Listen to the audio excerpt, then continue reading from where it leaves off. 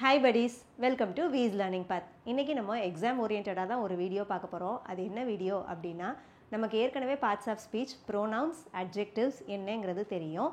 Pronouns அப்படின்னா pro அப்படின்னாலே for, அப்படி இல்லை இன்ஸ்டெட் ஆஃப். ப்ரோனவுன்ஸ் அப்படின்னா ஃபார் நவுன்ஸ். நம்ம நவுனுக்கு பதிலாக என்னென்ன வார்த்தைலாம் போடுவோமோ அதை தான் ப்ரோனவுன்ஸ்னு சொல்லுவோம். அதுவே அட்ஜெக்டிவ்ஸ் அப்படின்னா அந்த நவுனை குவாலிஃபை பண்ணுற வேர்ட்ஸை நம்ம அட்ஜெக்டிவ்ஸ் அப்படின்னு சொல்லுவோம். இந்த வீடியோவில் நம்ம ப்ரோனவுன்ஸுக்கும் அட்ஜெக்டிவ்ஸ்க்கும் உள்ள டிஃபரன்ஸ் தான் பார்க்க போகிறோம். ஃபர்ஸ்ட் நம்ம பார்க்க போகிற ப்ரோனவுன் அண்ட் தென் அட்ஜெக்டிவ் அப்படி என்ன பார்த்தீங்கன்னா, டெமான்ஸ்ட்ரேட்டிவ் ப்ரோனவுன், டெமான்ஸ்ட்ரேட்டிவ் அட்ஜெக்டிவ்.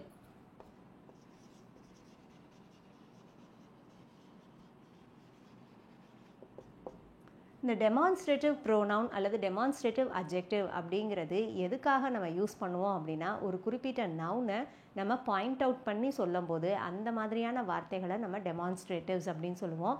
குறிப்பாக 4 வார்த்தை இருக்குது. அது என்னென்ன அப்படின்னு பார்த்தீங்கன்னா, திஸ், தட், தீஸ், தோஸ்.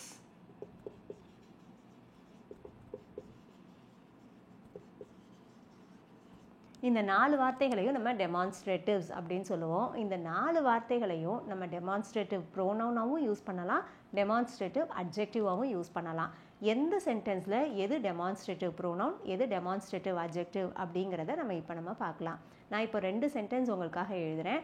அதில் நம்ம எது டெமான்ஸ்ட்ரேட்டிவ் ப்ரோனவுன், எது நம்ம டெமான்ஸ்ட்ரேட்டிவ் அட்ஜெக்டிவ் அப்படிங்கிறத பார்க்கலாம். First example,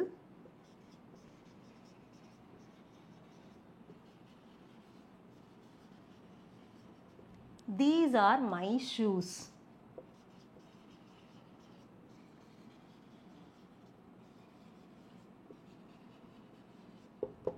These shoes are mine.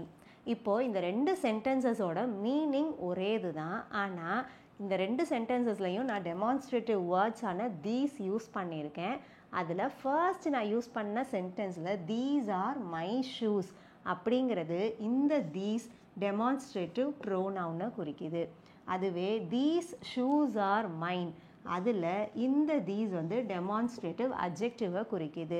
நம்ம எப்படி இதை ஈஸியாக கண்டுபிடிக்கலாம் அப்படின்னா, டெமான்ஸ்ட்ரேட்டிவ்ஸ்க்கு அப்புறமா வேர்ப் வந்துச்சு அப்படின்னா அதை நம்ம டெமான்ஸ்ட்ரேட்டிவ் ப்ரோனவுன் அப்படின்னு சொல்லுவோம்.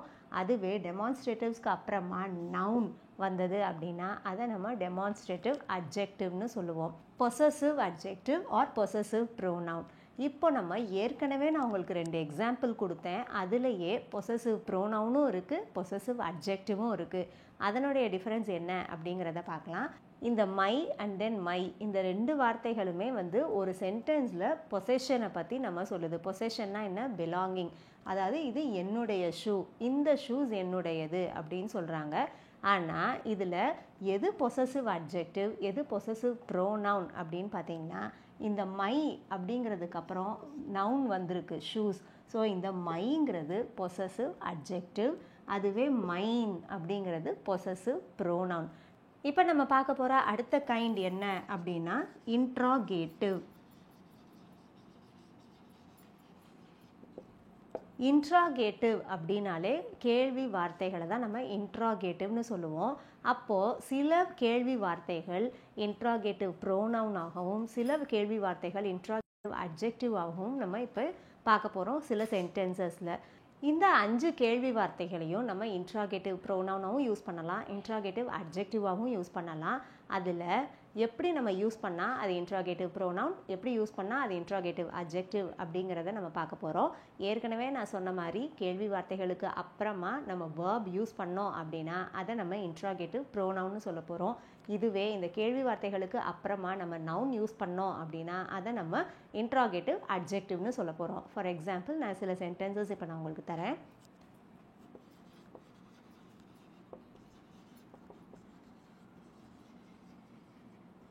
Who is at the door?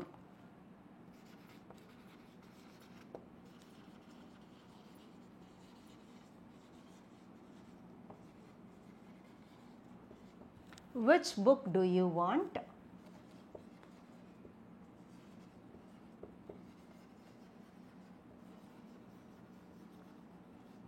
Which is your book?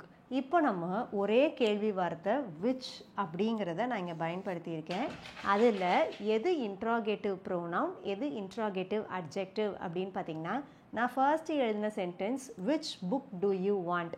இந்த whichக்கு அப்புறம் புக் அப்படிங்கிறது நவுன். அப்போது இந்த கேள்வி வார்த்தையான which வந்து இன்ட்ராகேட்டிவ் அட்ஜெக்டிவ். அதுவே நான் ரெண்டாவது எழுதின sentence which is your book. இதில் இந்த கேள்வி வார்த்தைக்கு அப்புறமா நான் இஸ் அப்படிங்கிற வேர்பை நான் யூஸ் பண்ணியிருக்கேன். அப்போது இந்த which வந்து இன்ட்ராகேட்டிவ் ப்ரோனவுன். நான் ஏற்கனவே எழுதின question who is at the door. இது கேள்வி வார்த்தை who. அப்போது ஹூக்கு அப்புறமா என்ன இருக்குன்னு பார்க்கணும். இங்கே வேர்ப் இருக்குது. அப்போனா இந்த கேள்வி வார்த்தை என்ன அப்படிங்கிறத பார்த்திங்கன்னா அது இன்ட்ராகேட்டிவ் ப்ரோனவுன். இந்த வீடியோவில் நம்ம இப்போ டெமான்ஸ்ட்ரேட்டிவ், பொசசிவ், இன்ட்ராகேட்டிவ் அதனுடைய pronoun form and adjective form என்ன அப்படிங்கிறத பார்த்தோம். இதை பேஸ் பண்ணி இப்போ ஒரு நம்ம எக்ஸசைஸ் பண்ணலாம் வாங்க. இங்கே நான் சில சென்டென்சஸ் எழுதியிருக்கேன். இந்த சென்டென்சஸில் நம்ம இப்போ ப்ரோனவுன்ஸ் அண்ட் தென் அட்ஜெக்டிவ்ஸை கண்டுபிடிக்க போகிறோம். அது என்ன கைண்ட் அப்படிங்கிறதையும் நம்ம பார்க்கலாம் வாங்க. First sentence this is her house. இதில் ரெண்டு வேர்ட்ஸை நம்ம கண்டுபிடிக்க போகிறோம். ஃபர்ஸ்ட் ஒன் என்ன அப்படின்னு பார்த்தீங்கன்னா திஸ் தட் தீஸ் தோஸ். இது 4 வார்த்தைகளும் நம்ம டெமான்ஸ்ட்ரேட்டிவ்ஸ் அப்படின்னு பார்த்தோம். அப்போது இந்த சென்டென்ஸில் இருக்கிற திஸ் அப்படிங்கிறது டெமான்ஸ்ட்ரேட்டிவ் ப்ரோனவுனா டெமான்ஸ்ட்ரேட்டிவ் அட்ஜெக்டிவா? அப்போ அதுக்கு நம்ம என்ன பண்ணணும், திஸ்ஸுக்கு அப்புறம் என்ன வேர்டு இருக்குதுன்னு பார்க்க போகிறோம். இங்கே இஸ் இருக்குது. இஸ்ஸுங்கிறது வேர்ப். அப்போது இந்த திஸ் அப்படிங்கிறது டெமான்ஸ்ட்ரேட்டிவ் ப்ரோனவுன். இதில் இன்னொரு வார்த்தை இருக்குது, அது ஹர் அப்படிங்கிறது ஒரு பொசெஷன். அதாவது இது யாருடைய ஹவுஸ், இது அவளுடைய ஹவுஸ் அப்படின்னு சொல்கிறோம். இது அவளுடைய பிலாங்கிங்கை பற்றி பேசுது. அப்போது இந்த வார்த்தை ஹர் அப்படிங்கிறது பொசெஷன். அப்போது அது பொசசிவ் ப்ரோனவுனா பொசசிவ் அட்ஜெக்டிவா அப்படின்னு பார்த்தீங்கன்னா ஹர்ருக்கு அப்புறம் ஹவுஸ் அப்படின்னு நவுன் இருக்குது. அப்போ அது possessive adjective. Second sentence that house is hers. இங்கே தட் அப்படிங்கிறது டெமான்ஸ்ட்ரேட்டிவ்னு நமக்கு தெரியும். இது டெமான்ஸ்ட்ரேட்டிவ் ப்ரோனவுனா அட்ஜெக்டிவான்னு பார்த்தா தட்டுக்கு அப்புறம் நவுன் ஹவுஸ் இருக்குது. அப்போது இது demonstrative adjective. That house is hers. Hers அப்படிங்கிறது possessive pronoun. Third sentence whom do you want. இங்கே கொஸ்டின் மார்க் இருக்குது. அப்போது இது ஒரு இன்ட்ராகேட்டிவ் வேர்டு நம்ம கண்டுபிடிக்க போகிறோம். இங்கே இன்ட்ராகேட்டிவ் வேர்டு என்னன்னு பார்த்தீங்கன்னா ஹூம்க்கு அப்புறமா டூ அப்படிங்கிற வேர்ப் இருக்குது. அப்போ இது interrogative pronoun. Fourth sentence what is your ambition. இப்போ இதில் நம்ம 2 வேர்ட்ஸ் கண்டுபிடிக்க போகிறோம். வாட் அப்படிங்கிறது இன்ட்ராகேட்டிவ் வேர்ட். வாட்டுக்கு அப்புறம் வேர்ப் இருக்குது. அப்போ அது இன்ட்ராகேட்டிவ் ப்ரோனவுன். Your ambition. இங்கே நம்ம எதை பற்றி பேசுகிறோம், உன்னுடைய ஆம்பிஷன் என்ன அப்படின்னு கேட்குறோம். அப்போ இந்த உன்னுடைய அப்படிங்கிறது பொசெஷன். இந்த உன்னுடைய அப்படிங்கிறதுக்கு அடுத்த வார்த்தை நமக்கு ஆம்பிஷன்கிற நவுன் இருக்குது. அப்போ இந்த யுவர் அப்படிங்கிறது possessive adjective. Fifth sentence what ambition do you have. இங்கே வாட்டுங்கிறது கொஸ்டின் வேர்ட். வாட்டுக்கு அப்புறமா நவுன் இருக்குது. அப்போ இந்த வார்த்தை இன்ட்ராகேட்டிவ் அட்ஜெக்டிவ். ஹோப் இந்த வீடியோ உங்களுக்கு யூஸ்ஃபுல்லாக இருந்திருக்கும்னு நினைக்கிறேன். உங்களுக்கு யூஸ்ஃபுல்லாக இருந்ததுன்னா இந்த வீடியோ லைக் பண்ணுங்கள், கமெண்ட் பண்ணுங்கள், உங்கள் ஃப்ரெண்ட்ஸோடு ஷேர் பண்ணுங்கள். மறக்காமல் நம்ம சேனலை சப்ஸ்கிரைப் பண்ணுங்கள். தேங்க்ஸ் ஃபார் வாட்சிங். Keep learning.